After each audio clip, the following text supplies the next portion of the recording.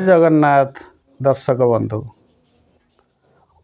परम कृपालु से भाई भौणी तीन जनकर कृपा बारिधि आपण समस्त झरी पड़ुची। अयमारंभ शुभाय भवतु।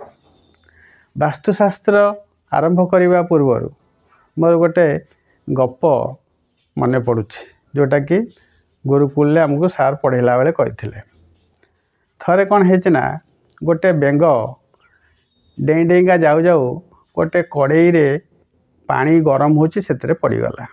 तले जाल जलुची पानी धीरे धीरे गरम होची। बेंगटी को प्रथम प्रथम भल लगिला। पानी ठंडा थिला तापरे पानी उषुम हवा को लगिला। बेंग कौन कला ता शक्ति की खर्च करिया को लगिला केमिति सेतिरे से पानी से सही पारिबो।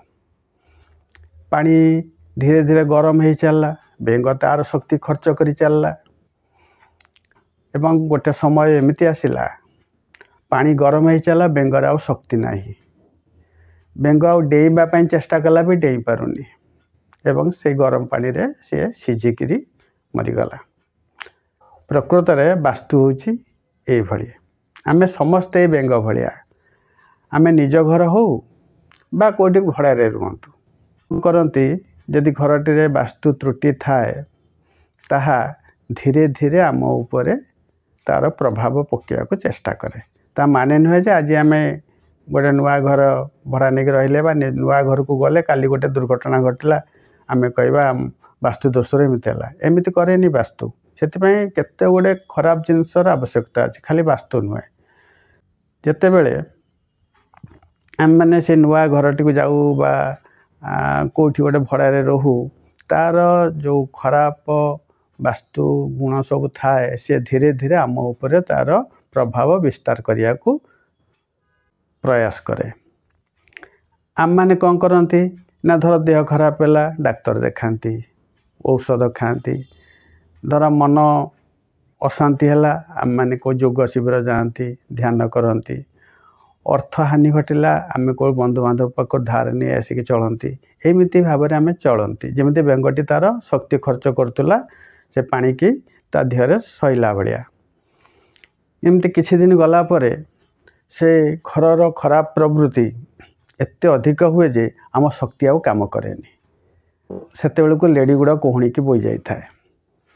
आम जदि से बेंगटी भाया प्रथम जब पानी गरम होगा को आरंभ कला बेंग तो डेई जानी सी भी डेई पलि पारि था क्यों तार इच्छा है। ठीक से भाया आम भी चाहिए प्रथम से घर छाड़ी पलि जा पारि किंतु आमर से इच्छा हुए भारी कष्ट टिके हाँपाई। घर नुआ घर कर सब जिनस पत्र सजा सजड़ी फेर कुआड़ जा कौन से भड़ा घर नहीं केते जिनस पत्र सब सजे साजे रखला पुणी आ गोटे नुआ जगह को जापर भारी कष्टदायक से आम जाती किंतु ता द्वारा कौन करते आम से बेंग भाया से घर कब्जार रही जाती ना आम चाहिए बाहरी पारती ना सही पारती तार ये एवं कहते ये वास्तु मत बर्बाद करदेला। और पुराना सब्सक्राइबर माने मत तो भल भाव जानी एबे जो आसतु वास्तु शिखा नुआ कार्यक्रम आरंभ होनेक नुआ सब्सक्राइबर माने आसबे से टिके सामान्य मोर इंट्रोडक्शन। मुहेली श्रीजुक्त सत्यवादी पंडा वास्तु विषय में 2000 मसीह 2025 मसीहा 25 वर्ष है यही साधना मोर अब्याहत रही। मोर इच्छा अन्य माने भी जानतु आउ लुचेक रखा आवश्यकता ना। अन्य माने जानिबा द्वारा आमर वास्तुशास्त्र उन्नति घटिबो एवं आउ अधिक अधिक आपण आग्रह हम वास्तु शिखापी। एबे यूट्यूब रे बहुत वास्तु विषय दूची एवं एते तादरे सबू फ्रॉड वास्तु जा कहती दे चली आम मान बेले कन्फ्यूजन ने द्वंद्व पड़ुं यहीटा ठीक ना सहीटा ठीक। से मुझे ठीक कली जे आम ओडिशार वास्तु जो मैंने आमर सब्सक्राइबर जो मान आग्रह अच्छी जो मैंने शिखापी चाहूँगी से केमी जिनसटा ठीक जानवे ठीक शिखे ये मोर यही प्रयास।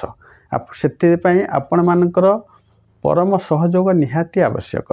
आपण मान सहयोग न मिलले मत करने भी आग्रह आसबनी कहीं एटा टे सरसा जिनस नुहे निरसा जिनस आम ये आग्रह हेनी जे एगुड़ाक देखापी किंतु आमको जानापी हेले यार मौलिक तत्व को जाना पड़ो। ये मौलिक तत्व बा बेसिक आपको न जानले आम आडभान्स जानिकी भी किसी लाभ ना। सबू ये मूलर आरंभ है मात्र यापर धीरे धीरे आम वास्तुर गभीर प्रदेश को गति करवा। रही धन्यवाद।